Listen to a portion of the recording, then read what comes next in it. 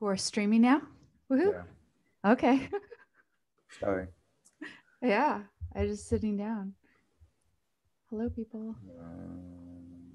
Is my hair sticking up all funny? This is the... Facebook isn't live. What's happening to Facebook? What's going on? Let's see.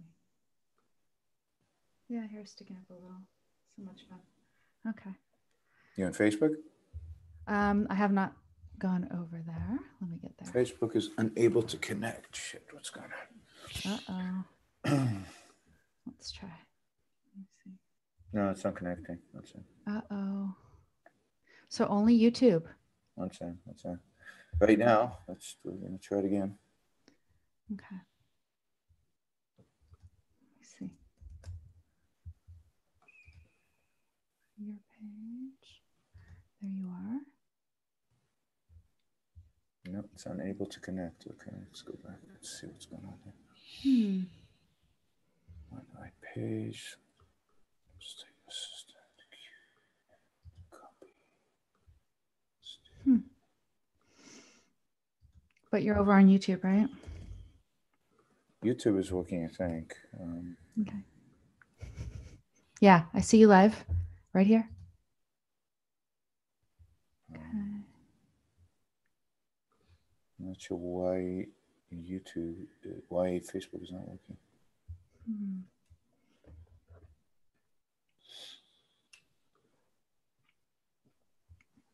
He's going to try to get us up on Facebook as well, guys.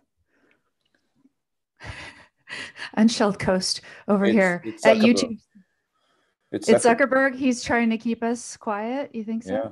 I mean, look, unable to connect on Facebook. It's Restream you use for that, though, right? What's that? Restream. I'm using Restream. Nothing's changed. Okay. I just checked let me check the settings one more time. Let me go ahead and just post a link over at Facebook anyway. Yeah. And yeah, do that.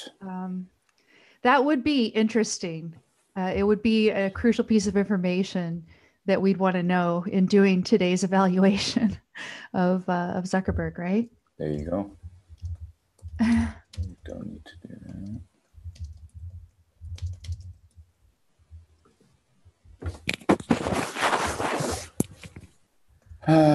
What are you doing? Let's okay. TMP. Okay. Give us just a second here, guys. I went ahead and stuck a YouTube link over on my page on Facebook for whatever that's worth. Can you go into my page and add something? Yeah, people won't see it as well. Okay, I'll do it. If I add it to your page, then if you share it, that's the nature of the beast of Facebook, which is how it should be. That's right.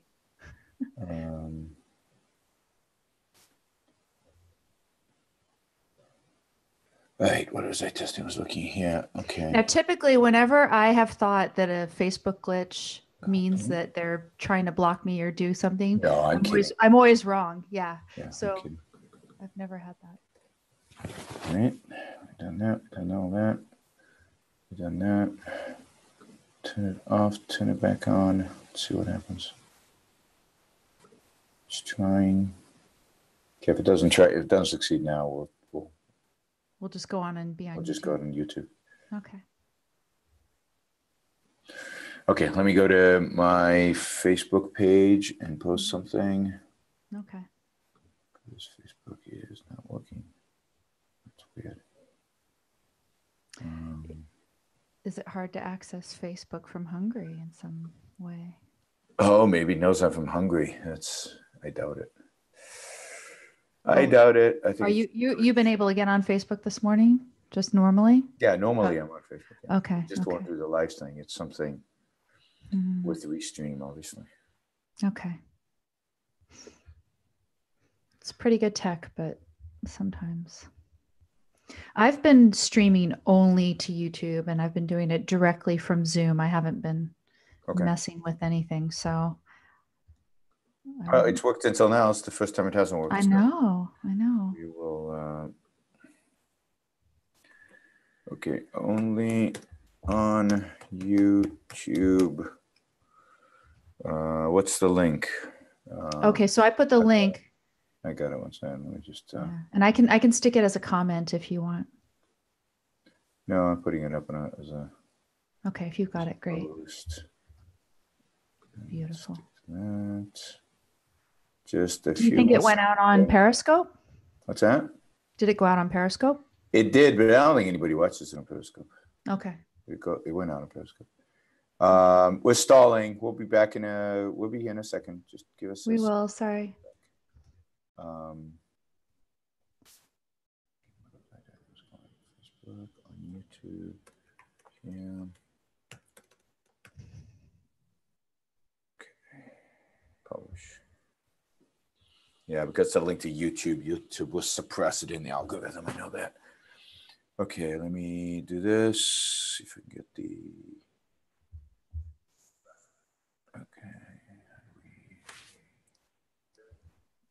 How do I see the bonus footage? You guys, sorry, what it is dead air time.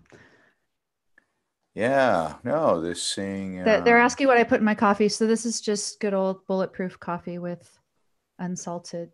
What the hell? Why can't I see? Grass-fed butter, right? Why can't I see? What can I see?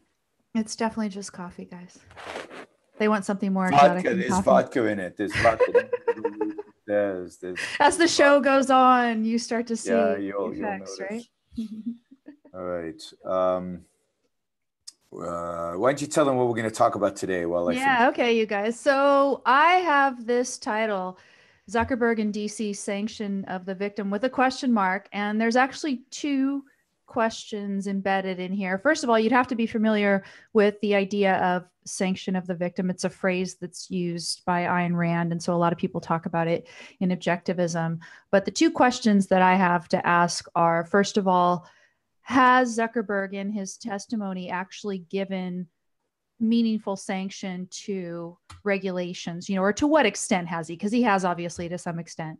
And then the second question is one that's come up when I've been talking about Zuckerberg with objectivists, because I have expressed disappointment at the extent to which he has not pushed back against these Congress creatures who were grilling him this week. And when I expressed that disappointment and put a tagline, sanction of the victim, I got a lot of pushback myself. People were saying, well, you can't really use sanction of the victim, the phrase sanction of the victim, as applied to Zuckerberg, because Zuckerberg isn't really a victim. After all, he's this leftist and he wants all these regulations. So that's the inspiration for the title. But also, in addition to this topic, there's a couple other things that we should discuss. One is just a quick Yaron getting to say, I told you so, about China and trade. First look, see the window? Oh yeah, let's focus at the important things, right? I don't know. Let's see. Can you see the window? Yes, I can. That's Budapest. It's really pretty. You can't see it. You can't see it from the stupid webcam, but I'm right on the Danube River. Like my awesome. Window overlooks the Danube. We've got all the river cruises going by, and it's what is it? It's 10 o'clock at night. And the lights from downtown, basically behind me, the castle is right on the other side, right above me. There's a big castle. And it's really pretty. I mean, it's worth talking a little bit about Hungary, whether we do it today or whether I do it on a podcast this week, because it's a interesting place, depressing place. I think a reflection of the future of Europe in many respects, and not good. But and I spent this afternoon with some free market folks talking about the situation in Hungary, which is pretty bleak. But we can talk about that. But yeah, it's really pretty here. I was in Belgrade yesterday. I think it was yesterday. I gave a talk in Belgrade and had a driver drive me from Belgrade to Budapest this afternoon. I give a talk tomorrow in Budapest, and then off to Kiev and Tbilisi. So I'll be doing podcasts hopefully tomorrow and from Kiev. We'll see. So what do we want to talk about? So I told you so. I've got two I told you so's. Okay, excellent. Both related to Trump. Okay. Both in the list. Is the first one this China thing, the China and trade, how they sort of gave in a little bit? Well, it's not final yet, so it's not quite ready to say I told you so, because nothing's been finalized. But yeah, it looks like exactly as I predicted, the Chinese will give a little bit, they'll say at least that they're gonna allow more competition from foreigners in the financial markets. They'll lower some tariffs. Of course, I think the Chinese know economics better than Donald Trump. Right. So I think that they are figuring, hey, lowering tariffs, everybody wins. And I think they were ready to open up their financial markets already to competition because they were having from foreigners because they're having real problems internally with financial markets and they need foreign capital. So definitely, I mean, Trump gets to say it. You see, it worked. I put the pressure on. Yeah, and so this is the thing. Like I was, made kind of aware of the need to stick this in the program notes because a friend of mine had posted on my Facebook wall this one link that I gave you, which they says this is the headline: "Victory: China's president caves, hands Trump massive win on trade." Yeah. And then there's another perspective on it, which is from Investors Business Daily. Their headline is, "Thanks for nothing. China's Xi Jinping offers nothing new, but Trump thrilled." Yeah. So it's two different perspectives on what the Chinese. I'm with the Investors Business Daily, and I predicted exactly this, and this is exactly what's happened. So, nothing basically has happened. Now, what is it exactly that they're offering? Or well, I don't know, but, and who knows? Who knows? Because when Xi gives talks, he always says, "Oh no, China loves free trade. We want free trade with the whole world." And so what he's basically said is, we're going to lower tariffs, and we're going to open our financial markets up to foreign investments. Yeah, cut tariffs on foreign automobiles, improve protections for intellectual property holders. Yeah, they've been. By the way, this has been going on for a long time. So for a few years now, I think China passed a change to its constitution maybe 3-4 years ago that explicitly recognized intellectual property. They've been cracking down on various forms of intellectual property theft at the same time as I think the government itself is involved in stealing intellectual property. But they have put on a show for a long time now of clamping down on intellectual property theft. So again, nothing new. Nothing, right. He's handing Trump a victory because it doesn't matter. It doesn't matter one iota. And we have to wait to even see what the final result's going to be anyway. So, but I have, there's these conservative, supposedly objectivists out on Facebook who are, look, it's a big win and it paid off after all and everything. And they're already trumpeting it. Anybody who thinks that raising trade barriers is consistent with objectivism is well, no, he's just threatening it as part of negotiation, Yaron. See, we're not smart enough to realize that this is just all negotiation. I was told the same thing when I started opposing the Iraq war. And I started saying, this is stupid, and when it's a stupid war, and what are we going to Iraq for? The real enemy is Iran. I got told by all the Bush-supporting objectivists that, oh, no. The only reason we're going to Iraq is to get closer to Tehran, and we're going to invade Iran immediately after we take Baghdad, and it's just to get us on the way to Tehran. And I told them they were full of it then, and it's the same thing now. I mean, people always, the two objectivists, unfortunately, they have too much reverence for the presidency when it's a Republican. They have no reverence for it when it's a Democrat. And they attribute false positive motives to the president. And it was But true. I'm sympathetic. I tend to be more sympathetic to at least certain promising Republicans. And that's one of the things I wanted to talk about today, which is Cruz, the ways he's now disappointed me. As you know, I was never... I know. So you're that's not your other I told you so. Never told you so. No, I've got another one. That's not the other one. I've got a whole series of I told you so. Okay. My life is full of I told you so. Somebody once asked me, what's your biggest frustration in the world you're on? And I said, the fact that I know how to solve pretty much all the problems in the world and nobody frigging listens to me. Nobody's interested. Nobody cares. I should probably just follow you around all day and give up whatever else I'm doing. And then I could get things right for a change. So what is your other? I told you so. I was talking about the world. Hey, but I'm talking about me too. I want to learn how to live life right. And obviously I make some mistakes that you would warn me about. So what's your other? I told you so. What's the next topic? Syria. The next topic is Syria. Is that, and I told you so? I told you so, right? Okay. I said he would lob some bombs and not kill anybody. They did it 4 a.m., so the buildings were all empty. They blew up some what they claim are chemical factories and chemical production research labs. The Russians can bring in sarin gas any day on a bomber, on an airplane, any day they want. They can rebuild those facilities within weeks. It's a meaningless, again, gesture. It doesn't mean a freaking thing. It's a violation of. It doesn't mean anything. Is it symbolic disapproval of this? I mean, and then there's a sub question: is he doing Putin, it? Putin is going like, yeah, I knew Trump was a nobody and a nothing, and this has just proven that. So it proved to Putin that he has nothing to fear. He can do whatever he wants in Syria. The Middle East is his. Trump will not stand up to him. They launched 130, some astronomical number of missiles. Each one, I can't remember what the numbers are, but in the past, they cost like $1 million each. So we're talking about well over $100 million we spent for what? Not all ours, also Britain and France, though? Yeah. So they've taxpayers paid for some of them as well. Right. So my money, your money went to lob some missiles into Syria. What American national interest was served? What deterrence was achieved? What goal was sustained? Nothing. There was no. This is just, again, Trump being able to say, I have red lines and I stand by my red lines.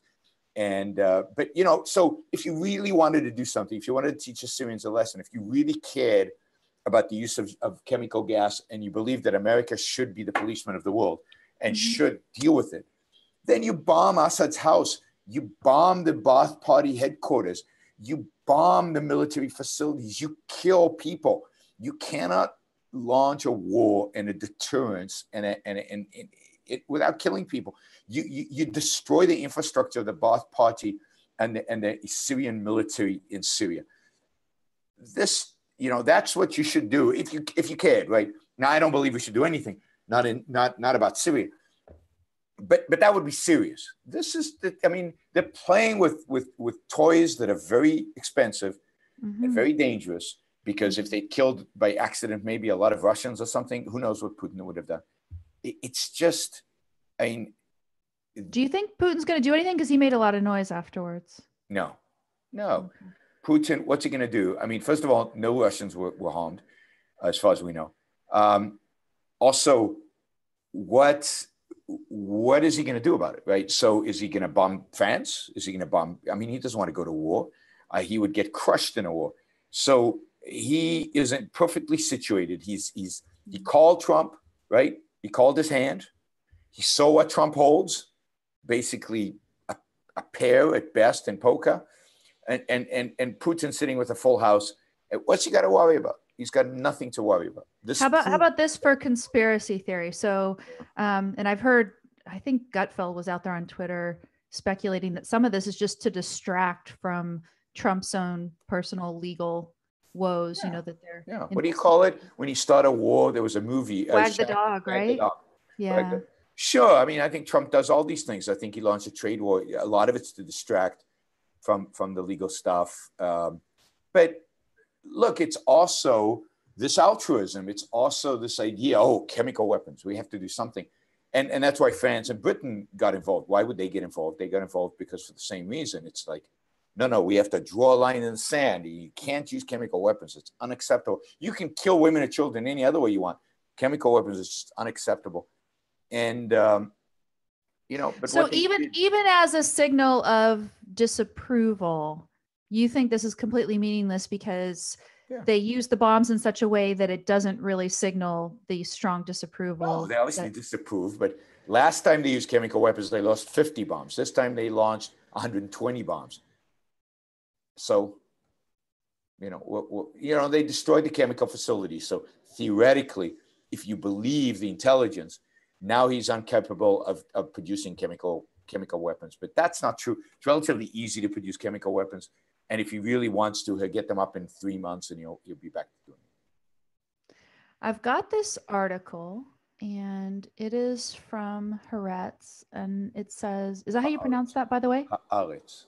Sorry. Haaretz. Haaretz. Okay, I'm going to have to learn because it's probably going to have, some more articles that'll be of interest to us. How the U.S. led airstrikes in Syria hit their targets before Assad's missiles defenses even fired. So I guess it's just talking about how excellent the technology is, but you're saying that even if all this technology is so excellent and effective that they're squandering it on. And this is the point about Russia. I mean, we could defeat Russia quickly and easily. Russian weapons are pathetic. Syria has state-of-the-art not missile defense system, airplane defense system. Israel neutralizes it completely. I mean, there was one accident where the Syrians actually shot down an Israeli plane a few weeks ago. But then Israel took out half the defense system that Syria had. So the United States is now going in with Syria only having half a defense system. But this is state-of-the-art Russian equipment. And Israel and the United States can completely demobilize it, completely neutralize it through technology. So one of the things that people didn't talk about is before the missiles were going, American planes and drones were in the air, neutralizing through technology all of the air defense system. So that once the missiles were gone, there was nothing. So it's truly the difference in military capabilities between the United States and the Russians, particularly when it comes to conventional weapons. We are a decade or 2 decades ahead of them in airplane technology, in missile technology, and in the electronics that neutralize these kind of things. So there's actually no reason to fear the Russians when it comes to an American-Russia confrontation, other than the fact that they have a lot of nukes, and all it takes is one of them to reach the American soil. So our chemical strikes here is another thing that people have talked about. What's that? Chemical weapon strikes here in the United States by the Russians, but that would be declaration of war. That would be nuclear warfare. That's not going to happen. I mean, why do a chemical if you know that if you launch a chemical attack against the United States, you engage in war with the U.S., you might as well just launch the nukes. So, no. So I heard other conspiracy theories. So there's a conspiracy theory because, I've been hanging out with libertarians. So you get a lot of conspiracy theories. And so one guy last night said, how do you know it was Assad who launched the chemical attacks? Maybe it was the Western guy, maybe it was the Americans. Maybe this is just an excuse. And he said that the inspectors were supposed to go in today and they launched the attack yesterday to eliminate all the evidence. So that's what's going on in some libertarian minds, that it's actually the pro-American forces using the chemical weapons on themselves to try to draw the United States and Europe into the war to attack Assad, which is, I told him, was complete and utter bullshit. And the reason I knew it is because I know Assad and I know what the Syrians are capable of, and I know what the chemical capabilities used to be, and I'm sure still are. I also know Putin. But so it's, and of course it didn't work because it didn't draw Trump into a war. All it drew Trump into is to wasting $100 million of our taxpayer, of our money, and putting American troops at risk, mild risk, but still at risk for absolutely zero reason. So it's just right.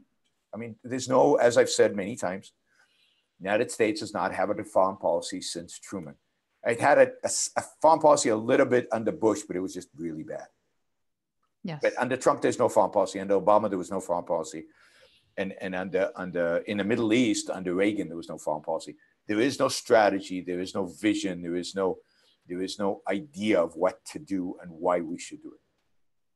And that is incredibly unfortunate. But that was your second I told you so. So we'll go into our big topic now. That was my second I told you so, yes. Okay. Yes. Okay. So I guess we'll watch and we'll see how right you were over time. So let's go into Zuckerberg. And what have you been able to glean about anything? Have you read very much or watched anything? I've read a little bit. I watched a little bit of the testimony. I watched some stuff that people clipped out with I guess, where people thought Zuckerberg was particularly horrific, where he couldn't define what hate speech is, but he wants to try to exclude hate speech from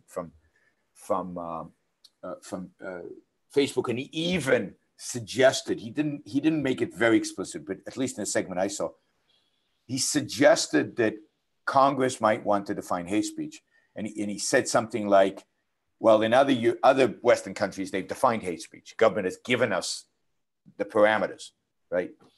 And See, that's and this is the thing. This is the thing that got me about that whole hate speech topic, which is that hate speech is constitutionally protected. Yes, no question. And he should know that, and he should be a defender of that. And well, right, but it's like he is allowing these Congress creatures to bully him into doing something that they legally could not do themselves, right? I think that's right. But why would he even suggest that because he was trying to say, well, he's trying to appease them.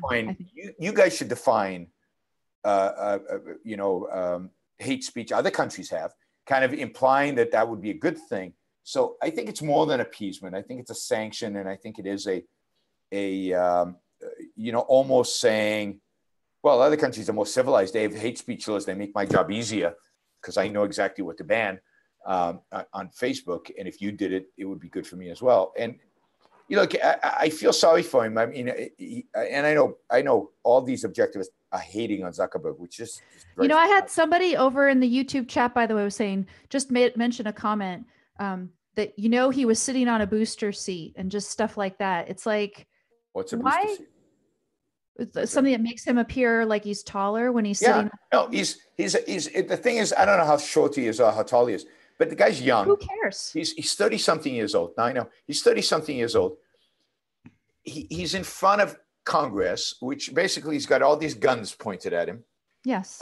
And these people who are completely ignorant of what he does, completely ignorant of his technology, completely ignorant of everything about Facebook. They couldn't use it. They couldn't change their settings. They couldn't change their privacy settings. They don't even know what it is. And they truly are, creatures of Congress. They are, I feel unbelievably sorry for the guy, and I know objectivists out there think that the only measure by which to measure a human being is whether he's a leftist or not. Oh my God. I have so many things I could say about that, but that is so. But that's what I've been getting, Yaron. I got so much pushback that I can't even use the phrase sanction of the victim. You cannot see him properly as a victim even because he's leftist. And what makes him a leftist, by the way? How do we know he's a leftist? Well, because he's done some filtering of right-wing content and has some track record of this. But we've never seen exact reasoning for what content, and he unfortunately didn't explain it. It would be great if when they asked him about particular things, how he explained it. We don't know if it was Facebook's policy or whether it was some of these screeners did it without it being corporate policy. We don't know. That's very much. I gather. Yeah. We don't know very much about it generally. So what makes him a leftist? So from what I've seen, the reason people really think he's a leftist is because he's for universal basic income, right? And he's made that he was going to run as maybe a Democrat for president, and his big campaign thing was going to be universal basic income. Universal basic income is a libertarian proposal. Charles Murray is the biggest advocate today of universal basic income. He wrote an op-ed in the Wall Street Journal not that long ago, maybe a year ago. I did a podcast on it. Okay. About universal basic income and promoting universal basic income. Charles Murray is no leftist. He is a conservative, and he calls himself a small L libertarian. Milton Friedman proposed a negative income tax, the earned income tax credit, which is a negative income tax, which is basically a universal basic income. Milton Friedman is no leftist. So I'm not saying Zuckerberg's not a leftist, but how do we know? He's pro-abortion, good. He's pro-gay marriage, good. He's probably pro-separation of church and state. Good. Do we know? And he's pro-UBI. Bad. But so are a lot of people who are not leftists. What more do we know about him to tell us that he is a expand the welfare state, regulate business more? We don't know any of that about him. Well, he seems to not be too opposed to some regulation in his industry, for example. Well, I mean, so people say, well, he's got it coming to him, in effect. No, he's doing exactly what J.P. Morgan did. He did it exactly what all the bankers have always done. He's trying to get ahead of the curve. He sees the writing on the wall. He can see that there's regulation coming, and if he positions himself as supporting the regulation, just like JP Morgan did with the central bank, not that I'm justifying any of that. It's all wrong. It's all bad, but it doesn't make you a sad is what it is. It's sad and it's disappointing. Sad and it's disappointing and it's even disgusting and it's terrible. And this guy should know better because he's smart. But just like JP Morgan, once he saw that there was going to be a Federal Reserve, got ahead of the curve. He basically supported the Federal Reserve. He helped construct the Federal Reserve. He was at the meetings on Jekyll Island that produced the Federal Reserve. He's the architect of the Federal Reserve in many respects, but not because he supported the Federal Reserve, but he knew he was going to get one. So he wanted one that was as friendly to him as possible. And I think that's exactly what Zuckerberg is. That was my impression, because I watched over 2 hours of the first day. And then I've looked at some summaries and some quotations. There was that one quotation that was put out there on Twitter and everything else where Zuckerberg said regulation in his industry is, quote, inevitable. And what I'm saying is he could just be saying something descriptive, not prescriptive. It's not that he wants it. He's just saying, look, it's inevitable. So let's just make it the right regulations in effect. Yeah. And when I looked at his actual proposals for regulations, they weren't necessarily like the worst thing that you can think of in the world. And in fact, one of them was one that I thought maybe might be a proper role of government. So before we get to that, let me just take all these comments. So, sure. So didn't Zuckerberg want a universal income of 12,000? Yes, that's I said that, but that doesn't make him a leftist in and of itself. Lots of people want universal basic income and they're not leftists. What he says, Ayn Rand never considered Milton Friedman a defender of capitalism either. I didn't say that Zuckerberg was a defender of capitalism. He's not a defender of capitalism. Again, doesn't make him a leftist. But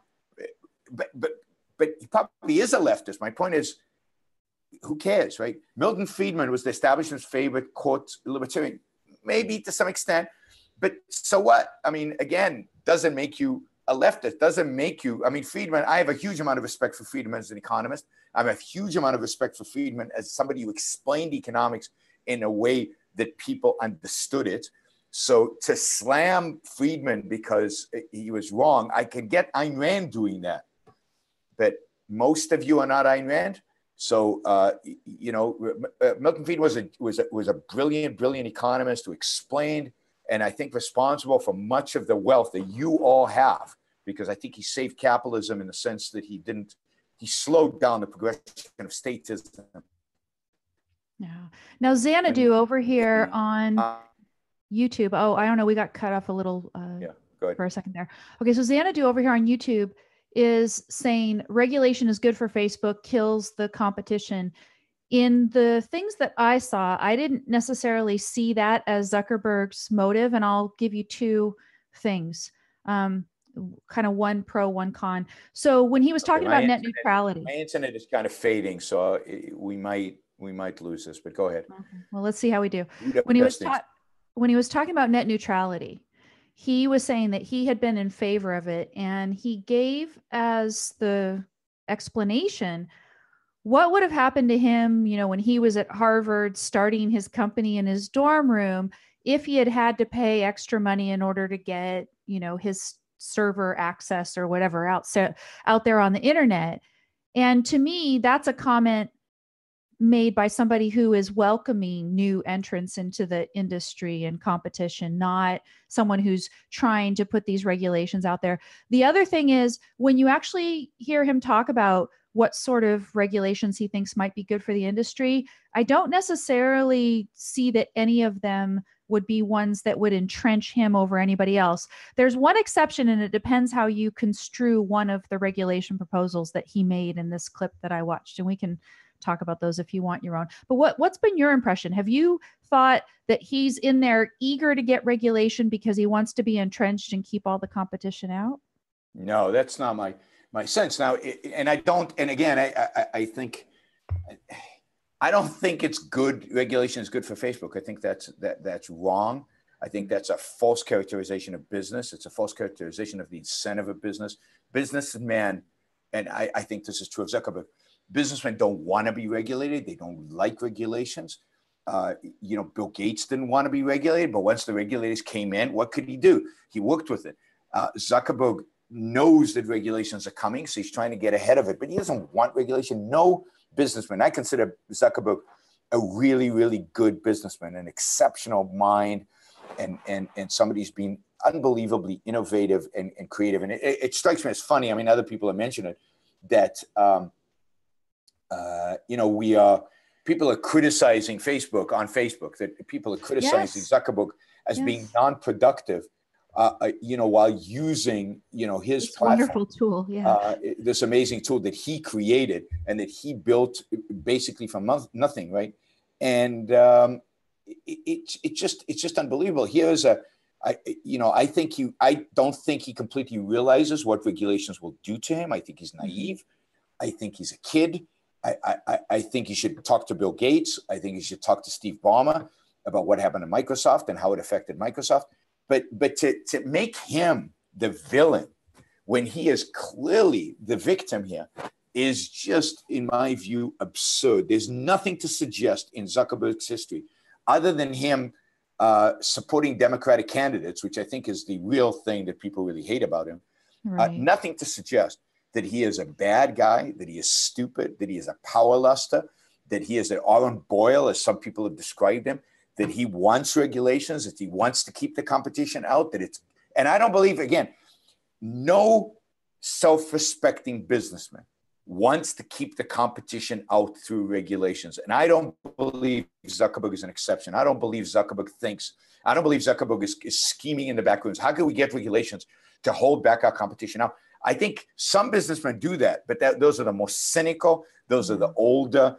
But this is still, Silicon Valley is still a dynamic, exciting, productive place. And I don't want to insult people, but I get really angry with this. This really, the lack of appreciation of the productive geniuses that have made the modern world what it is. The lack of appreciation. It's not human nature. That's bullshit, Xanadu. The lack of appreciation for the fact that it's not human nature for somebody as productive as he is, who obviously would have the self-esteem that goes along with the creation of this wonderful. At least to some extent. So he's far from perfect, and he's politically stupid and ignorant and evasive and so morally maybe even borderline condemnable. But look. We live in a modern world at such a high standard of living and such a high quality of life because of people like Zuckerberg. If you don't think Zuckerberg is Reardon, if you don't think Steve Jobs and Zuckerberg and what's his name, the guy who founded Google, and Bill Gates and those people, if you don't think those people are the Dagneys and the Reardons of the world, not from every moral perspective, but from their productive genius, from these are the atlases that are holding up the world. These are the atlases that are moving the world forward. And instead of saying thank you, we jump on them and condemn them and make psychological assumptions about them and assume that they're corrupt because they have the wrong political views. Well, I actually think that Reardon in Atlas Shrugged, his views about sex are more evil and more damaging than your political views about socialism.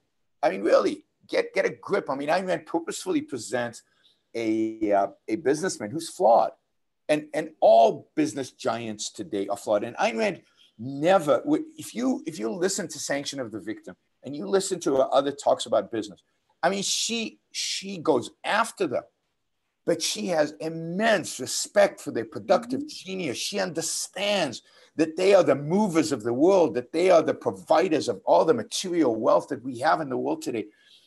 And when she criticizes them, she criticizes them for not having the right philosophy, for not standing up for themselves. But and that criticism should be applied to Zuckerberg 100%. Yes. But to go after him the way people are going after him is, and to say he's a total crony is absurd. There's nothing crony about him. He started it in a dorm room. He built it up basically in the garage. He got $500,000 for Peter Thiel. He hired people. He built a company. Where did he use government to suppress? Where did Zuckerberg use government? You give me one example. And I'm talking to the chat, not to you, Amy. Sure. Where he used government to block his competitors. Where he used government to block people from entering the space. Where he used government to decide how to structure his site. I mean, he is innovative from day one. He is exactly a Reardon. Now, maybe he's not the giant the Reardon is, but Reardon, remember, is in a book. I would take a real life character over a book, right? Because the real life character is actually changing my life. I mean, I don't know. I don't know what to make of the world. I mean, it's really depressing me. I don't know what to make of the world when this is what people who call themselves objectivists think. I mean, when I have watched the testimony, I have not seen any clue that he is actually really eager for any types of regulations. And when he's talked about the type of regulations that he thought would be okay in his industry, at least one of them, maybe two of them, sounded acceptable to me in terms of, you know, how government provides a default for copyright. Yeah.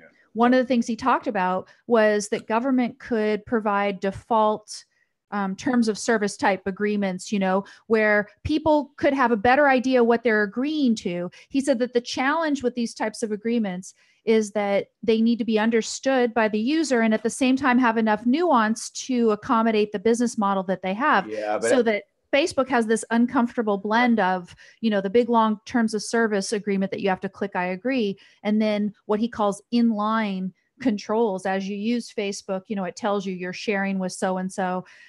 Not as straightforwardly, Facebook will try to get you to give them your phone number and all of your contacts, which I have been very careful and deliberately not given Facebook my phone number and my contacts. As much as I love Facebook, sorry, you're not having those, you know. So, but they have all these inline controls. And if you read carefully, then you can navigate and know what you're agreeing to. Yeah, no, I think that's right. But I think the terms of agreement are so complicated because every legal document today is so complicated. And that's because of our legal system. It's because of our liability laws. But some of it is they're using information in very complex ways. Yes, right? But it's also, I mean, you know, when you fill out a mortgage, it's this big, right? It's massive. When you fill out any legal document, say it's not in English, nobody can understand this stuff. And this is the fault of Congress. We pass these laws, but it's also the fault, in my view, of our legal system that is very ambiguous about certain things and requires that legal documents now have a provision for every single possible imaginable outcome in the world. So I think there's a combination of, yes, we need some clarity because it's new. We need some innovation in these kind of things because it's new. But also, I think the lawyers get involved. And the lawyers want to dot every I and cross every T and make sure they're consistent with every law that's out there in state laws, the federal laws, and it creates complexity. And you know, there's a lot to do in the law to clean up contracts. Yes, yeah. But I'm just saying that if, say, the federal government said, okay, we have these default types of agreements A, B, and C that these internet businesses could use. And Facebook could say, hey, we use agreement A, and then people could know exactly what they're agreeing to. That could simplify things in the way that copyright is a standardized arrangement. You know, I register my book with the Library of Congress and they give me X numbers of years. Like marriage is a standardized contract. Yeah, so, you know, something like that. So I didn't object to that idea where maybe there would be some sort of standardized, easy to understand, yet nuanced enough so that these guys can do business. Created by Congress. Yeah. Contradicted yourself. Standardized, easy to understand, simple to use, created by Congress. I know I'm always a little, I give a little idealistic. I am idealistic. You've seen my my header on Facebook and other places, right? The only thing practical is idealism. Sometimes I take it a little too far.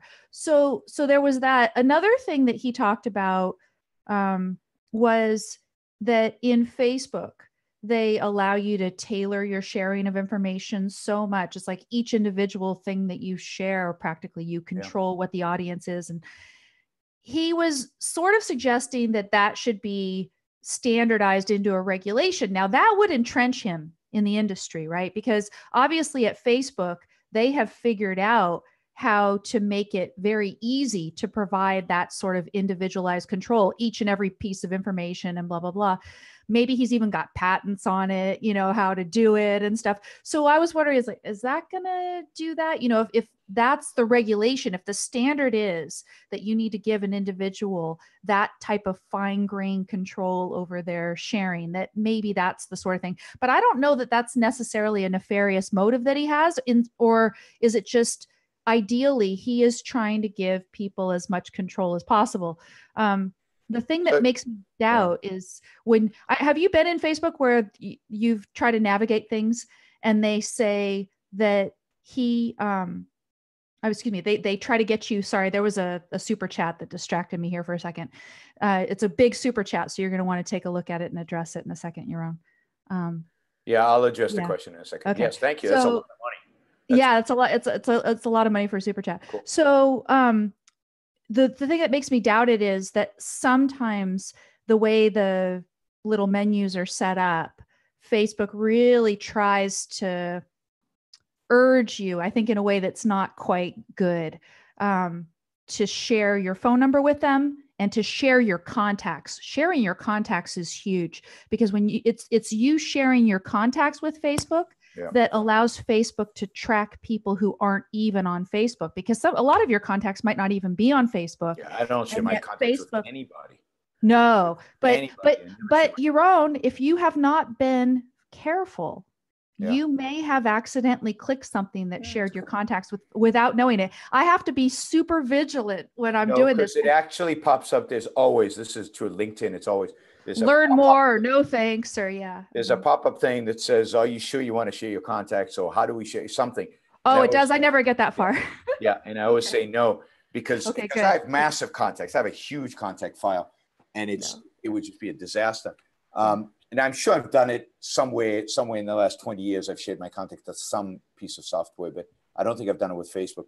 But look, Noah here. I don't know what the answer is in terms of information and how we share, and I certainly don't think Washington should get involved.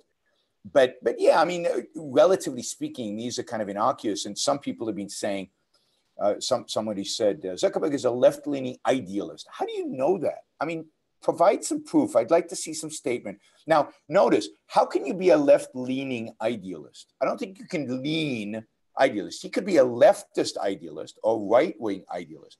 But if you lean, it means you're just a little on the left, and then you can't be an idealist. So idealism, you're a pragmatist, you're radical. Idealism means you're out there, and there's nothing to suggest that Zuckerberg is an idealist of the left. Zuckerberg leans left, absolutely. But is he idealist? He's not an idealist.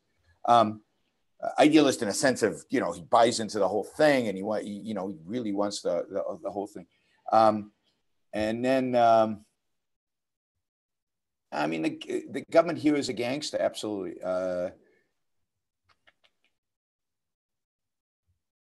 Yep. All right. So let me just address Noah's question. Yes. I'm glad you like Facebook. Yeah, Zuckerberg is pro-altruism, but who isn't? Like 99% of the people on the planet Earth are pro-altruism. I don't hate 99% of the people on planet Earth. I like most of them, not knowing who they are. And I love some of them, even some who are pro-altruism. I have to say, my parents are pro-altruism. Everybody's pro-altruism. Who's not? And almost everybody in Silicon Valley is pro-altruism. They don't live it. Nobody lives it except Mother Teresa and a few crazies out there. Nobody lives it consistently. You can't live it consistently. You die. So nobody actually lives it. So yeah, they're pro-altruism because it's all there is. They don't know any better. Some of them have read Ayn Rand but didn't get it, which is tragic, really tragic. If these guys got it, wow, the world would change. And he's like Gates, but I admire Gates and Zuckerberg because Gates and Zuckerberg changed the world. I mean, J.P. Morgan was an altruist, was pro-altruism. J.D. Rockefeller was pro-altruism. Carnegie, Mellon, Vanderbilt, all the giants that built America, that made America, that created America, all the great industrialists were all pro-altruism explicitly if you ask them. And some of them even testified in front of Congress and supported regulations of their industries, tragically. But that doesn't diminish their genius. It doesn't diminish their greatness. They are the true people who build this country, who make living in this country possible, living in this world possible. And again, you have to hold it in perspective. Yes, you judge the fact that he's pro-altruism. You say that's bad, and I want to educate you, and you're wrong. And here's a copy of Atlas Shrugged. But you also, at the same time, have to recognize he's genius. Facebook doesn't happen out of nothing. Facebook happens because of Zuckerberg and the people working for him. And some of those people working for him, by the way, could be objectivists. I know some of them are. So, but they work for Zuckerberg because they admire Zuckerberg. And he said explicitly during one of the parts of the hearing that he likes having people work for him with all different viewpoints, and that they encourage the expression of a lot of different viewpoints in the internal stuff. So that the one guy said about how, we care about connecting people, and if they use it to harm other people, then we still value connecting people over that or whatever.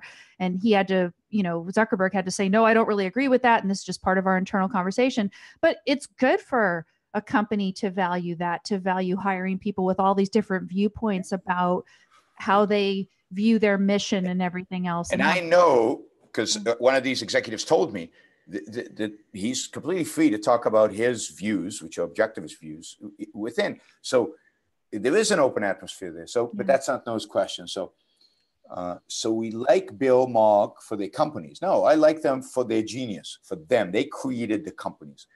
It's their creation.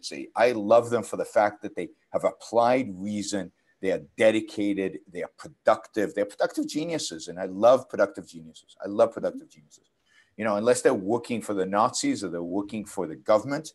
If they're working for private enterprise, I love them. They're fantastic. But their charity comes with personal political ideals that are authoritarian and collectivist. What if taxes did not exempt charity? I'm all for taxes not exempting charity. I don't think taxes should exempt anything. I think there should be a flat tax with zero exemptions. Everybody should pay exactly the same rate with zero exemptions. So I agree. There's no reason why the government or any of us should give preferential treatment to charity. Indeed, charity is much less important than investment. I would much rather see these people invest their money than give it to charity. Investment is what moves the world. Charity is nice, but it's not that important. Okay. So he's saying that the charity that they do is harmful. So it's because it's furthering authoritarian and collectivist causes. Let me put it this way. As far as I know, most of Bill Gates' charity goes to things like curing malaria, AIDS. Scientific research into AIDS and into other things. And I don't know that he is ideological in his contributions. Now, he has given to education, but my understanding is he's trying to create educational alternatives. So I don't know that Bill Gates' money is going to political ideas. I don't know. He probably gives a little bit to the Democratic Party. I don't think he's a huge political donor.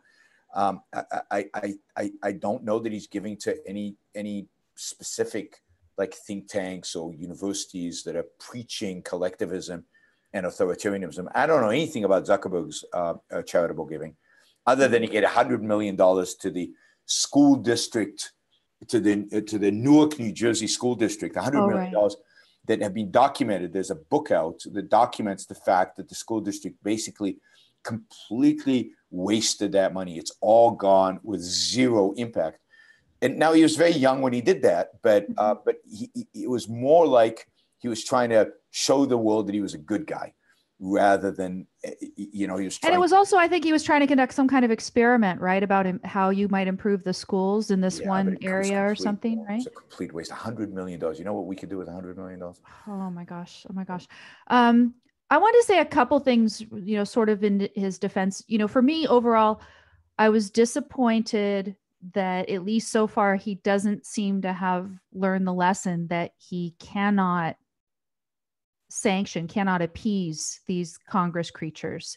And part of the way that he got into this trouble in the first place was something that one of the senators was really grilling him, berating him on, which was supposedly they violated this consent decree that they had with the FTC some years ago. And I did a whole show, you and I each have our little pet causes. Yep. So I did a show a few years ago on the FTC consent decree that Facebook made. And the basic facts of it were that Facebook was accused of some fraudulent behavior with respect to their privacy policy. As they said, they've been making mistakes about how they've rolled out privacy policy. And I think it's understandable. And I'll explain more why in a second. But anyway, so supposedly fraud.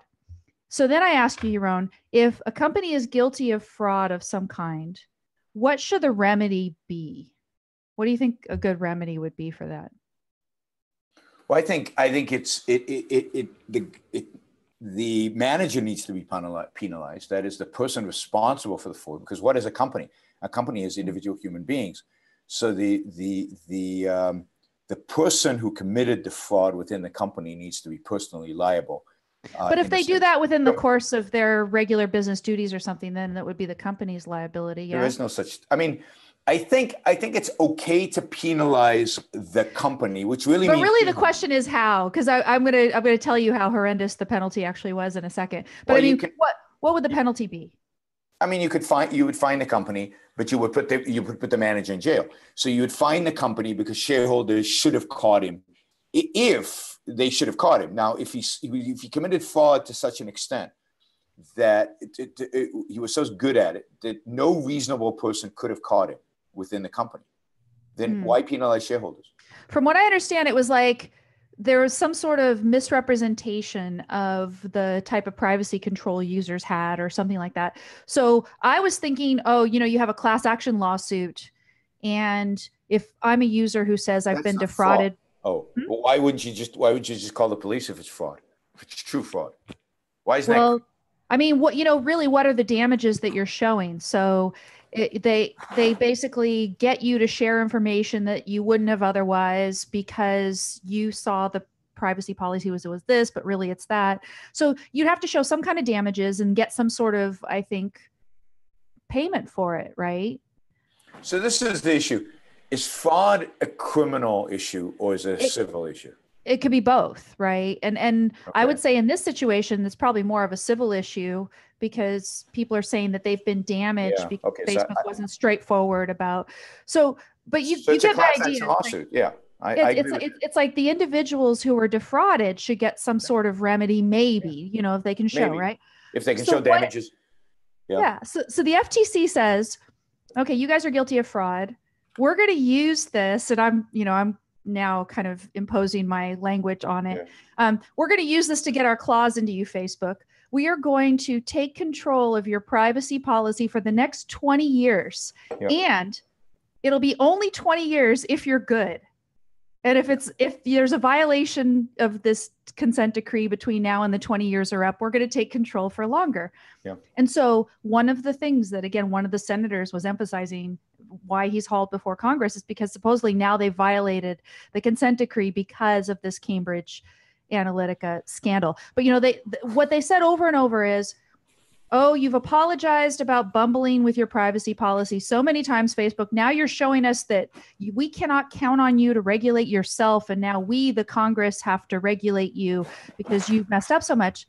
And, the one thing I want to suggest, and I'll just do it briefly because this is, not the main topic of it, but this is the practical meat of it. Does Facebook deserve to be regulated either because of the privacy issue or because of this, quote, censorship issue? And there's never a reason to regulate any business. So, I mean, this is exactly what happened in Microsoft. Microsoft was, because they lost the lawsuit, the government then had officials at Microsoft running the company side by side with Bill Gates and Steve Ballmer, signing off on every single decision they made. This is what happens at every big bank. Atlas shrugged. Every big bank in the United States today. JP Morgan has over 150 regulators go to work at the JP Morgan offices in New York City. They have offices next to the CEO, and they have to sign off on every major decision. We are becoming a fascist state. And people could talk to me about Donald Trump deregulating, but I don't see it. Not in the big stuff, not in the major stuff, maybe in the small stuff. But we are becoming a fascist state where the government controls every aspect of business without actually taking over the means of production, without turning to socialism. And I generally have always said, I don't believe socialism is a threat in America. I don't believe Democrats are socialists. The real threat is fascism. The real threat is control through regulation, not control. Socialism is about owning the means of production. The problem is people throw socialism around as if they know what they're talking about, but they don't. Socialism means the government owning the means of production. Fascism is the government controlling the means of production without actually taking ownership over them. That's what Mussolini did. That's what Hitler did. And that's what the US government is doing. And that's what they would like to do with Facebook, because they would like Facebook now, you know, that they can get Zuckerberg feeling guilty and all this stuff and feeling like he's got this broader responsibility, which is one of the warning signs that I saw during his testimony, that he says, you know, now he's got this broader idea of what their responsibilities are. They have to make sure not that they just provide tools, but they use it for good and all that stuff. But I think they're going to not censor. I think they're going to exclude more content now rather than less. Because and they're going to do it themselves as a private company, which means that any of us, we won't have any cause of action about it because it's not interfering our rights constitutionally. It's a private entity, and yet it's Congress that's putting the pressure on him to do this. So I hate it. But, you know, in terms of Facebook making mistakes in privacy policy, I blame the legal climate for privacy for this, for Zuckerberg thinking, you know, somewhat reasonably, that once people share information with Facebook, that he's got some kind of latitude in terms of what he does with that information, or how he authorizes the use of that information. He thinks, for example, if you share information with Facebook, that it shouldn't be a problem if the authorization is for scholarly research and, you know, and other sorts of things that sound like they're good. Why? Because the government has set the precedent since the 1970s that once you share something with somebody else, you don't have a reasonable expectation of privacy in it. That's the legal climate. So they put him in this legal climate, and he runs with it because he's a businessman who wants to make money. And then when he does make some mistakes, and you know, they blame him and they say, oh, we can't count on you to regulate yourself. So I think that's garbage. You know, I think that any of the mistakes that he's made are understandable, and let's hold him accountable. But you sure don't want to give government control over this, because it's the fast track to by turning Zuckerberg into the victim, into the villain. We're gonna hand this over to government. We're gonna give government much more power, and it's just tragic to me to see people who claim to be pro-free markets doing that, helping that along. That is helping. Right. Helping, you know, government take control over the most productive sector of our economy, the one sector in the economy that hasn't been that regulated. And you're seeing Republicans. I mean, when you were on Tucker, right? Tucker was like, yes, let's regulate Facebook. This is great. And I've seen him over and over again. And people talk about Facebook censoring. And that was the next topic I want to get into. I want to get into Cruz, because you tell me I shouldn't have been disappointed. I should have known that Cruz would be this way. But I watched Cruz berate Zuckerberg, and he used the term censorship twice during that discussion. So he actually used the word censorship, and he knows better. He's a lawyer. But, you know, part of the whole climate, right, is there's this whole legal environment that once you open your business to the general public, if you allow a public forum for certain types of speech, then it has to be neutral and you have to be fair to everybody. And so there's Cruz. First of all, that's garbage, right? It's your business. You should be able to do what you want. So I reject. Clear. Only government can censor. Yes. And the government defaults on its responsibility when it allows other people to use force to silence you. And that's where it's not protecting the First Amendment. So the government can do two things bad.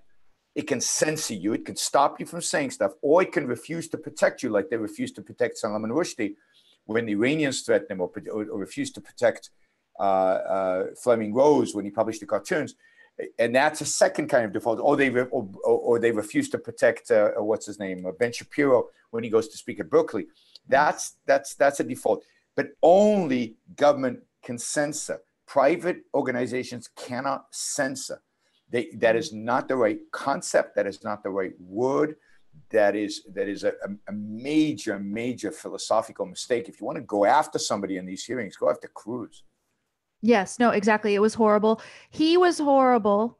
And so, you know, the whole legal scheme that he was citing, there's some code section that supposedly gives these neutral public forums legal immunity from certain types of lawsuits when they filter things for being offensive or whatever it is. So, you know, the shopping mall doesn't have to allow the offensive pamphleteer in their, whatever. And as long as they have reasonable cause and whatever. So Cruz was implying, oh, well, Facebook, you have to be a neutral public forum if you're not going to have lawsuits, if we, the government, are going to grant you immunity from lawsuits.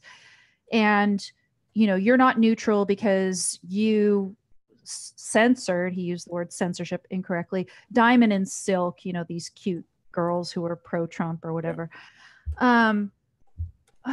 Anyway, it was really disappointing, but I think it's entirely wrong. Facebook, it's a private business. They should be able to do this. And I found that completely disappointing. I'm hoping that he's coming away from this whole experience learning what government is really about, and that it is a threat, and that he needs to push back if the whole industry if he's not going to, because I see this as he's got the informational equivalent of a nuclear weapon.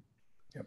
And if he puts that in the hands of the government, it's like almost more dangerous, because they, as I said, they can control the distribution of content and also the collection of information about us. We don't want those things in the hands of government. I mean, the other thing that I think somebody said, Lindsey Graham said, but it was supported elsewhere, was the whole idea of Zuckerberg as a monopoly. And therefore, that was a way for them to get into. If you have a monopoly, then we have an ability to regulate you, because the government, according to the Sherman Act, is responsible for regulating and controlling and breaking up ultimately monopolies. So there was, and I was disappointed in all of them. I mean, Ben Sass. Lindsey Graham was horrible. Lindsey Graham was horrible. I know. And Ben Sass was horrible. And Ben Sass is not an idiot. He's he's probably the smartest congressman, senators I've met. And he's really smart. And again, he knows the Constitution, and he's well studied, and he knows history. And he was suggesting kind of censorship and monopoly and all this stuff. And it's just so, these are Republicans. I mean, you guys. Have you heard Amash on this, by the way? Have you heard what Amash has said? I have not seen him say a single thing. No. I was looking at his Twitter feed, and he's all about Syria and everything, which I understand. Yeah, but is he trying to not say anything? Pacifist. Yeah, of course. But oh yeah, I know he's a little too pacifist, but I had expected him to be better, perhaps, Amash. And I've seen him silence. I don't know if anybody in the chat might be worried. I don't know. I don't know where his supporters are. But look, but that's disgustingly cowardly if he doesn't come out on the right side of this, because he's worried that he's going to lose supporters. I had thought he was better. That's all. I thought he was better too, and I think he is better. And then so I'm surprised, like you, that he hasn't been more vocal on it. He should have been much more vocal. I mean, look, I don't think anybody without Ayn Rand, without a real understanding of Ayn Rand's philosophy and without a deep appreciation for it, can really get what's going on, because nobody, and I include libertarians. I mean, do you know iPencil? iPencil? You mean the little pencils that you make? No. The pamphlet iPencil, the essay iPencil. I do not. No, okay. Sorry.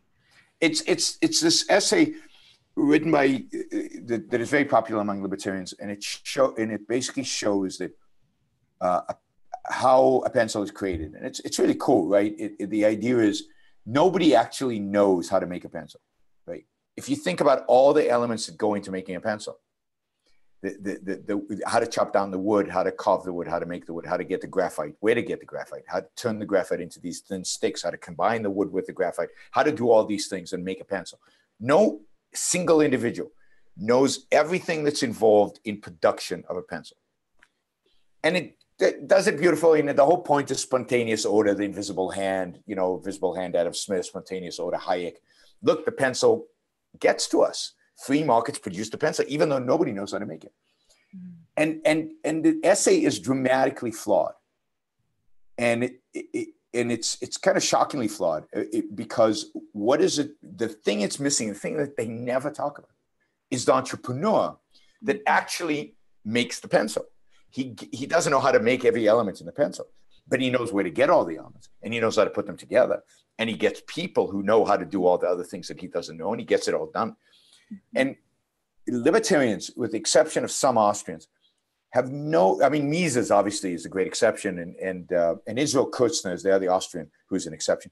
But have no appreciation for the value of businessmen, have no appreciation for the entrepreneur, for what it takes to start a business, for what it takes to be successful, for the kind of genius that it requires, the kind of hard work that it requires, the thinking, the focus, the energy, the intensity that it requires to be great at business. And so they don't appreciate this. And it doesn't surprise me that to many libertarians, this issue of Facebook is not that important. It's kind of on the side because they don't value the entrepreneur as much as Ayn Rand did. Ayn Rand, if you think about it, her whole philosophy is an ode to the entrepreneur. The whole philosophy is an ode to businessmen, to achievers, you know, so I'm not surprised. So I think you have to have a kind of a moral conviction that only Ayn Rand gives you around business and entrepreneurship. And this is why I think I'm so disappointed with objectivists, because this is what Ayn Rand gives you. It gave me this intense admiration for business, for people who are productive, for people who are incredibly productive.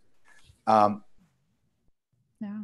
And he does not have to be perfect for us to call him a victim in this context. Yes. And to say that certain actions that he's engaging in do amount to sanction of the victim, and to be disappointed in him because we expect, because he's such a smart, productive genius, that some of this experience would teach him and that he would make better choices. With the businessman that Ayn Rand was talking to and saying, you are the victims and you're sanctioning, were they not leftists? Do we know? Were they all almost objectivists and just flawed in their sex life like Reardon? I mean, that would be bizarre. I mean, so she was talking to businessmen. She was talking to productive giants. She was talking to people exactly like Zuckerberg of her era. And she didn't divide them up with Democrats on the left, Democrats, Republicans on the right. I'm only going to talk to Republicans, as if Republicans are any good. I don't know where this notion comes from. The Republicans are good at anything. I mean, I was thinking about this the other day. It's like a lot of us grew up with Reagan, and so Reagan was a decent president, and we have pretty fond memories of what life was like under Reagan. Of course, Reagan helped get the Berlin Wall down, and there was all this, right? So is there sort of, and this idea that somehow we can make a little bit more of a common cause with people on the right than we can on the left? I think you're being too benevolent. I don't think it has to do, because Reagan was a big disappointment. If you really look at what Reagan did. Well, if you're a kid and you don't know any better, yes. It was awesome growing up under Reagan. But I don't think it's that. I think it's fear. I think fear is what's paralyzing people's minds. They're not thinking. I think it's fear of Muslims, fear of the left, right? The big capital letters, the scary stuff. Fear of China, it's the same people who hate illegal immigrants. Oh my God, they're raping and pillaging. It's fear is driving this. Fear is what Trump capitalized on, but fear. We are not. It turns out that objectivists are not immune from this, and fear unfortunately paralyzes rational thinking. And it just really makes me sad, because what's there to be afraid of? One, I mean, really, these are just statistics I keep reading. Do you know that more people died of terrorist attacks in the 70s in the United States than in the 21st century? No, I did not know. With the exception of 9/11. If you take a 9/11, more people died in the 70s of terrorist attacks. Do you know that, fewer people die of almost everything today than they did 30, 40, 50, 60, 70, 80 years ago? Premature death, yeah. Yeah, the traffic accidents are way down. Everything is way down. Right. Can I talk to you about one more disappointing thing before we talk about more positive things, which is what you're doing there in Hungary and on your trip in general, and my little, exposure on Tucker. Here's my disappointment, my last one. I told you I'd cruise, but you think I shouldn't have been, shouldn't have had any hopes on him anyway. He's a religious nut. How good could he be? That's my point. He was so good, in particular on the freedom of expression on that. I have that speech in my liked videos. And then he reversed himself on Snowden. You remember he reversed himself on Snowden? Did he reverse himself on Snowden? Was he good on Snowden? I didn't even see that. It doesn't matter. I'm about to reverse myself on Snowden right now in front of your face, Yaron. You're disappointed in Snowden. Good. Yes. Yeah. Well, but look what he did. So he retweeted this Casey Hunt, whoever it is. And she is saying, oh, Zuckerberg, it's easy to say publicly that you support regulation, but actions speak louder than words. So she's saying, we expect you, Zuckerberg, to submit to government regulation. And Snowden retweets this garbage. No, I mean, Snowden is somewhat like Zuckerberg. He's a lefty. I mean, we know that, right? But I mean, my gosh, NSA. I mean, he knows. Doesn't he make the connection that I do, which is that you put this Facebook, Benjamin's got this great meme that I stuck in the program notes. By the way, program notes at the blog, don'tletitgo.com. But, he says, the Dems blame you for Trump and the conservatives blame you for liberal slant. And all they want is your toy to themselves. It's like they're united, the left and the right now. They want to take over this platform, Facebook, which, as I said, it controls the distribution of content and it also collects all this personal information about us. Doesn't Snowden recognize how terrible this is?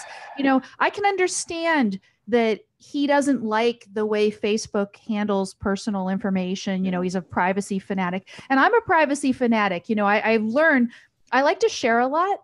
I actually do. I don't mind voluntarily sharing quite a bit, but I hate not having control over it. Yeah. So like if I get the sense, I don't have control over this, I get, pretty upset. So, I can see where Snowden's like, I don't like this tool because Facebook, they try to get you to give the phone number and this and blah, blah.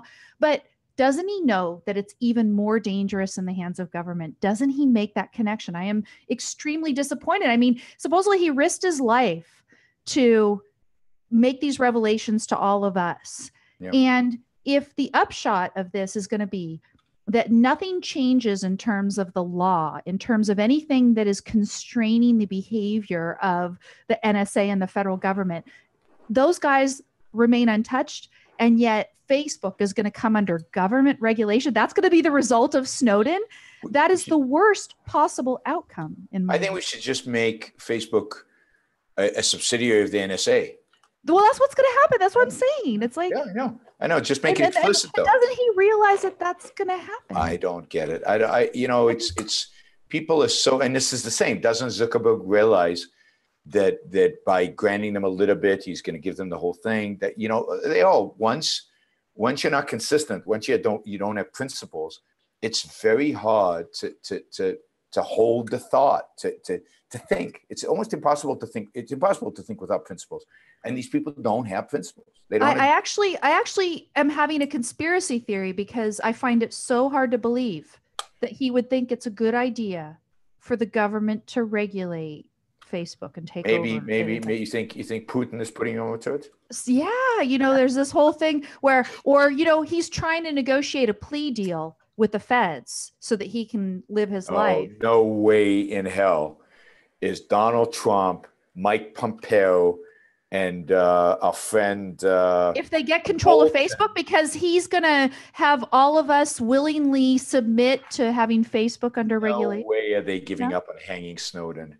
No, I mean, my fear is, and we've talked about this before, that Trump and Putin cut a deal was part of an exchange of whatever Putin had Snowden over. No, of course. And that's been my fear. And for the record, even though I am extremely disappointed in Snowden about this, and I'm totally baffled, it's not like I say, oh, well, now I don't care what happens to him. I still do. So is that a failing of mine? I don't know.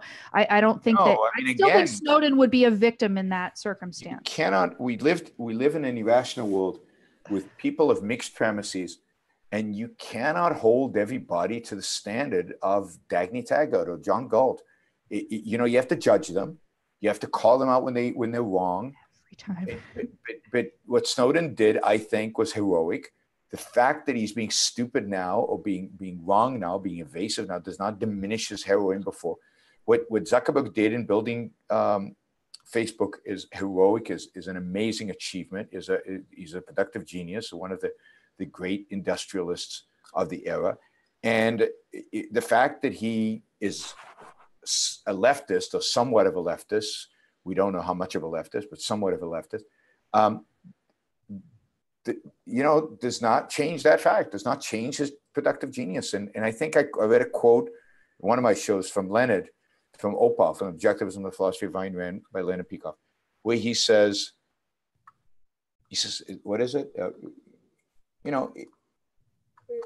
A productive genius is, production is morality. I mean, if you're being productive, that's half the game, right? In morality, that's what it's about. It means you're using your mind, so you're being rational, and you're taking care of your own life, and either the self-esteem, the everything that comes with that. That's what living is about. So, yes.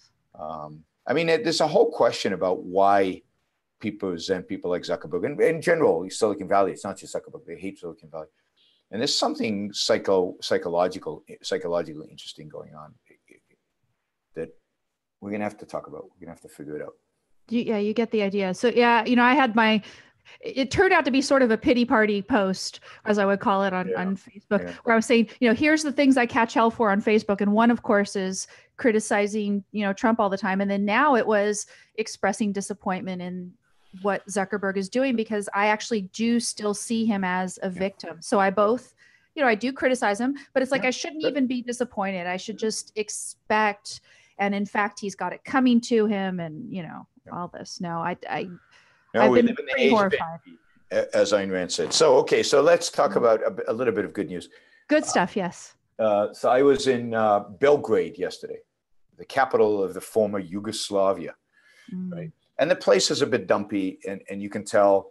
And unfortunately, it's incredibly corrupt and relatively poor, and it's sad. But there were about 500 students at the event from all over Europe, but a lot of them from Serbia, but some of them from Kosovo, Muslims from Bosnia, from Croatia, from Montenegro, from Macedonia, so from the entire region, but also from other parts of Europe. There were a number of speeches, there were a number of talks. I gave a talk. Deirdre McCluskey, I don't know if you know Deirdre McCluskey, but Deirdre McCluskey. The name sounds familiar. I don't know. Very interesting intellectual from the University of Chicago. Flawed, but very interesting. She gave actually quite a good talk, and about the importance of, at the end of the day, even though she doesn't put it in these words, our philosophy and how philosophy drives history. David Friedman, Milton Friedman's son, gave a talk. Awful talk. Awful. I need to do, if I get a video of the talk, I'm going to analyze it, because this is a guy they are not anarchists worship. They worship the ground David Friedman works on. And the talk was so stupid. It was like unbelievable. And he's a genius. Like, this guy's not a stupid guy. He's a genius. But the talk is stupid because the premise is so stupid. What he's trying to prove is so stupid. And then, but I gave a talk, and the talk was great. It was really well received. I gave a talk on free speech. But, in spite of the fact that it's still poor, in spite of the fact that it's corrupt, this is the place where Tito, not that long ago, historically, murdered thousands, if not hundreds of thousands of people. One of the most, a real brutal communist regime. The communism was around not that long ago. I'm sitting here in Budapest, a city that was communist not that long ago, 25 years ago. This was communist. This was real communism. People, and before that, the entire Jewish population was almost completely killed here by the Nazis and by their collaborators in Hungary. And it was. And here we are, and the lights are on, and the river's beautiful, and Hungary is in an awful shape, right? Hungary is seeing the massive rise of anti-Semitism. You're seeing the rise of pseudo-fascism. All, by the way, the same technique, and I'm going to talk more about this on my next podcast. Using fear in order to gain authoritarian power, and here the fear is the same fear as, and I'm getting this already on Facebook and stuff, the fear of Muslim immigration, right? So he closed the border. I was actually on the border crossing between Serbia and Hungary for an hour and a half for the passport check. Wow. We were driving, right? And so the driver said, oh, no, this was really fast. Usually it can take 6 hours. And It's exactly that border pass where we saw those pictures of the refugees from Syria trying to break down the fence and try to get into the Eurozone, because Hungary is the first country in the Eurozone that they get into. Anyway, using that, the fear of Muslims, there are actually billboards here that project that. That is in order to become an authoritarian. There's no free press in Hungary anymore. Orban pretends to be Netanyahu's best buddy, but Orban feeds anti-Semitism. Orban is the prime minister who just won a 2/3 majority by somewhat rigging the election system. He is. You can see. How are you able to speak there then? This sounds horrible. I mean, were there problems in terms of? I don't think they're going to be problems. No, I don't think there were problems. We're too insignificant. It's not. We're not important. We're not important enough to stop us from doing this. There was a poll that asks. So they've been pounding on this fact that the devil is Soros. Soros is evil, and he is responsible for all the ills in the world. Soros is, of course, Jewish, which is mentioned often. Is Zuckerberg Jewish, by the way? I think so. I saw some comments because I was watching him on a YouTube version, and they had like they replay the chat. Some guys, saying Jewish something or whatever on the chat. Yeah. You think that's part of it? Anyway, go ahead. Yeah, and then they did a poll here, and they asked Hungarians what percentage of the population is Jewish in Hungary, right? And because they've been fed this idea that the Jews control everything and the Jews are destroying their country, they say 20%. There are 40,000 Jews in Hungary out of a population of 10 million.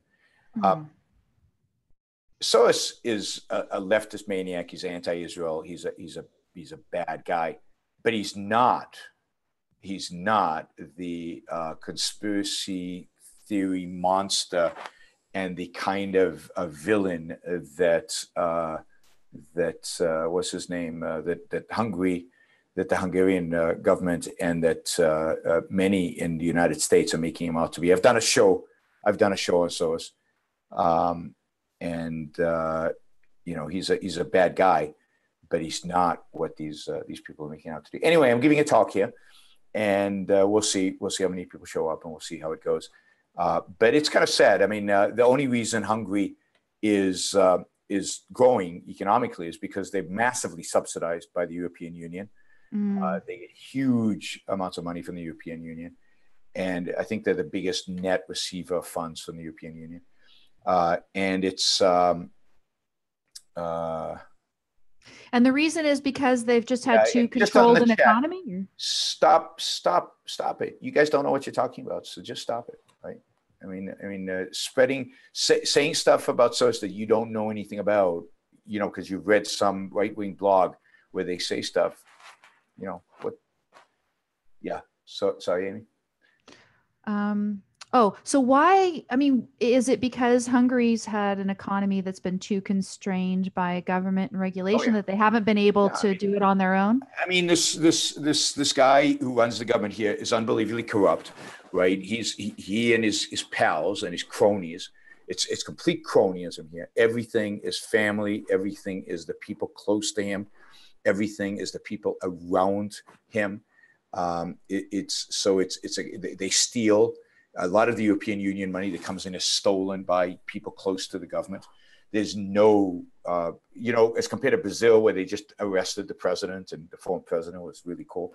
Did I talk about that? I can't remember. You did. You talked some about that. That's awesome. So much fun. People finally just say enough. Yeah. And then here, none of that is happening. There's not even close. Maybe the European Union ultimately will clamp down on it, but so far, this is an incredibly corrupt place. And the sad thing about Hungary is that during the late 19th century, from about 1863, I think it was, until World War I, Hungary was one of the richest places in the world. They had the first subway that was electric. They were innovative. They were entrepreneurial. They were productive. They had a free economy. They were capitalist. And you see the buildings. You see the wealth. You see how much wealth existed here. It's just unbelievable. It's just unbelievable. So, it's the and then of course they had World War I, which is stupid, and then they somewhat recovered in the 20s, but then they had World War II, and they were overtaken by the Nazis, and then they were communists, right? And because of the deal, President FDR and Eisenhower cut with Stalin. This was under communist rule until 25 years ago, and it's been very, very difficult to fix. But no, I mean, somebody says the EU is just as corrupt. No, it isn't. Stop it. The EU is not. The EU is evil. The EU is bad, but the evil is not corrupt in a sense of people stealing money. People in this country are stealing money, right? They're not just. EU is filled with little power-lusting bureaucrats, evil little power-lusting bureaucrats. Here we have crooks. Orban is also very close to Putin. A lot of the Eastern European countries are now getting closer and closer to Putin. Remember, one of the reasons Putin is doing what he's doing is to establish himself as the strong man, establish himself as the powerful man, and show how weak Trump is, so that all these countries that are satellites become satellites of Russia. Remember that he said that the biggest tragedy of the 20th century, this is Putin, the biggest tragedy of this 20th century was not the rise of communism, not the gulags, not Nazism, not the concentration camps. The biggest tragedy of the 20th century was the breakup of the Soviet Union. Wow. That is Putin. Of course. Power wants power. Yeah. So you are going to have this talk, and then you'll update everybody and see how it goes, what kind of audience shows up, reception, all that stuff. Yeah. Yeah, I'm going to do that. I'm meeting a lot of people in Hungary. So I'm meeting people in Hungary. So it's great to hear people's perspective, particularly the free market community here. There's a small free market community here. And it's interesting to hear their stories about the government, about the corruption, about what they think about, Islamic immigration, which is completely a false issue, because none of the Muslims wanted to stay in Hungary because Hungary doesn't give them any social benefits. They wanted to use Hungary to go to Germany. But everybody's saying that this prime minister has saved Hungary from from all the Muslims that were going to settle here. No Muslims were going to settle here. They were going to pass through to go to Germany, because in Germany they give them a check. And in Sweden they give them a check and a house. They give them a check and a house.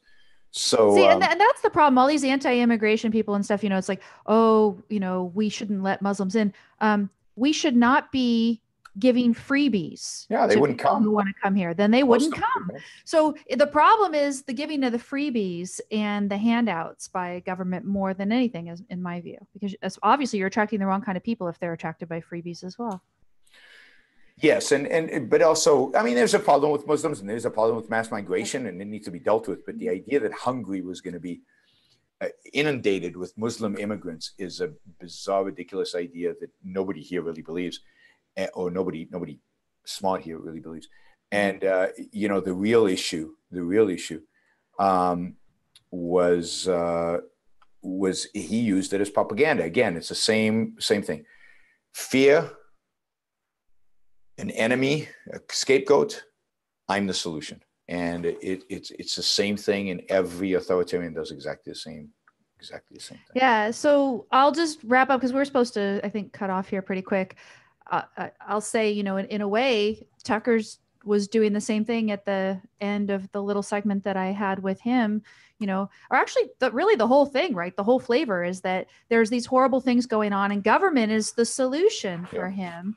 Well, and he said, I used to be a libertarian, then I grew up, and now I think government is the solution. And I saw other segments that Tucker did on Facebook, and he's worse than a leftist, right? So he is a leftist now on these things, and the right is like that. And if to embrace the right now, when the right is really becoming fascist in its wanting to regulate Silicon Valley. Right. The good news is that they featured that clip. Tucker featured that clip on their own show page on Facebook. And so it got over 130,000 views, which is nice. And then, it's been kind of, there was someone named Dave Smith, who I hadn't heard of before, but he's a libertarian comedian.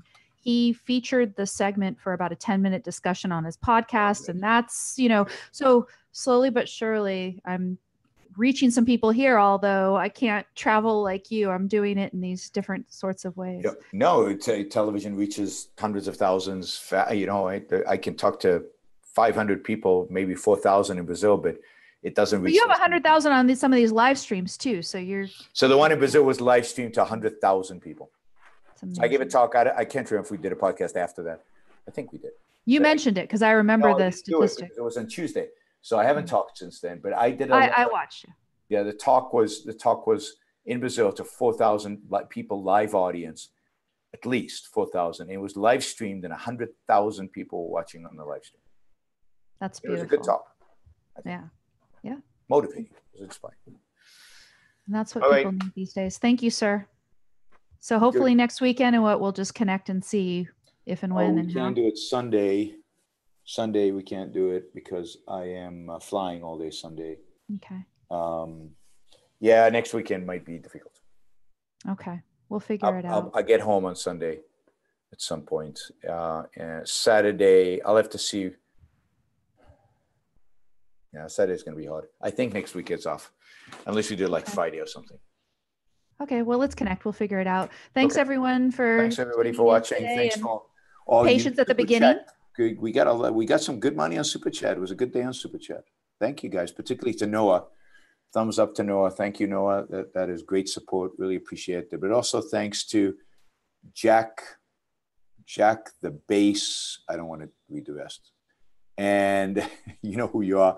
And Catherine. By the way, come follow me on YouTube. Yes, subscribe to Amy on YouTube. Subscribe to me on YouTube. And what is it? Like us at Facebook. Follow us on Twitter. Do whatever you do. And don't forget Patreon. Patreon.com. Yaron Brook Show. Amy Peikoff. You can easily find us. Don't forget to contribute. Make all of this great stuff, great content possible. Thanks, Amy. Thank you so much. Go to sleep. Bye. Yes, please.